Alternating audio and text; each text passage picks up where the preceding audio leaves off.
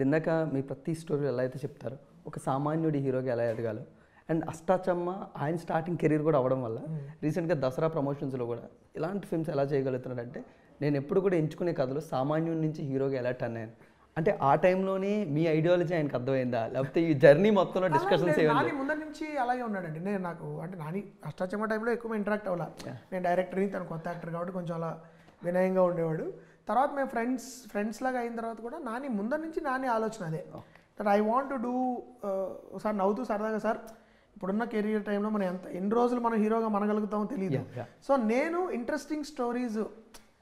ఎంత interesting stories తీసుకుని ఎన్ని రిస్క్స్ తీసుకుంటే అంత నేను గుర్తుండే ఛాన్స్ ఉంటుంది అని తను నమ్మినవాడు.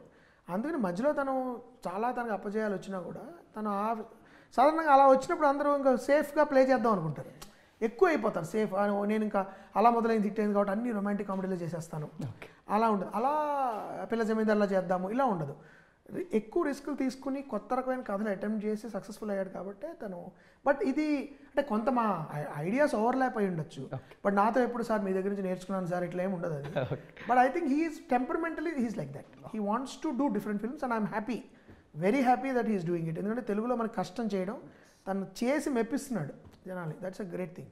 సార్ ఎప్పుడు కూడా ఒక్క సినిమా కామెడీ చేస్తే చాలు సార్, అతను ఎంత మంచి యాక్టర్ అయినా కమెడియన్ ముద్ర వేసేస్తారు. లైక్ దర్శి గారు కావచ్చు, ఒకప్పుడు మీరు చేసిన నరేష్ గారు కావచ్చు, బందిపోటు కానీ ఇప్పుడు సారంగపాణి.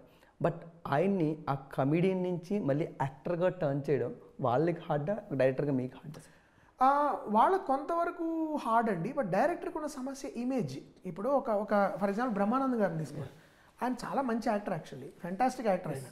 ఆయన కామెడియన్ కింద అందరికీ తెలుసు, కానీ ఆయన చాలా సీరియస్ పాత్రలు చాలా బాగా చేయగలరు. మీకు రంగమార్తాండ అని వచ్చింది కృష్ణవంశీ గారిది, దానిలో మీరు బ్రహ్మానంద గారి పర్ఫార్మెన్స్ చూస్తే ఫ్యాంటాస్టిక్ అది.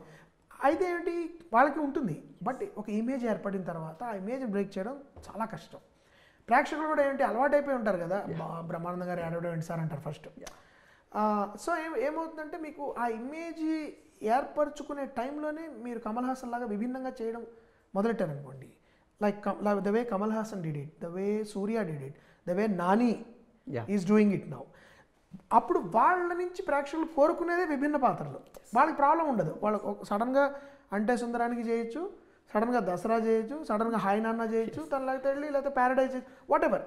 నాని నుంచి వచ్చే ఎక్స్పెక్టేషనే వాళ్ళ విభిన్నత్వం కావాలి వాళ్ళకి. అదే నాని కన్సిస్టెంట్గా చేస్తే బోరు కొడుతుంది. కానీ కొంతమంది స్టార్స్ ఉన్నారు, వాళ్ళ నుంచి ఒకటే ఎక్స్పెక్ట్ చేస్తాం మనం. రజనీకాంత్ గారు ఉన్నారు ఫర్ ఎగ్జాంపుల్. రజనీకాంత్ గారిని ఒక టైప్ ఆఫ్ స్టైల్ అది ఎక్స్పెక్ట్ చేస్తాం, swag what ever it is. ఆయన గబుక్కను ఒక సీరియస్ ఫిల్మ్ చేశారనుకోండి, lot of people will be disappointed because అదేంటండి రజనీకాంత్ గారు. సో ఆ ఇమేజ్ బ్రేక్ చేయడం అనేది డైరెక్టర్కి ఛాలెంజ్. యాక్టర్కి పాపం actors are willing to do. Tomorrow if you give a star, మీకు ఇవన్నీ లేవు సార్, మార్కెట్ లేదు, ఏం లేదు, మర్చిపోండి అన్ని, ఫ్యాన్స్ లేదు, ఏం లేదు, జస్ట్ ప్యూర్ క్యారెక్టర్ మీరు చేయండి, మీకు అడ్డే లేదు, మేమందరం వచ్చి చూస్తాం అని చెప్పండి. ఎంతమంది నటులు రెడీ అయిపోతారో నేను చెప్తాను. ప్రతి star will want to do it.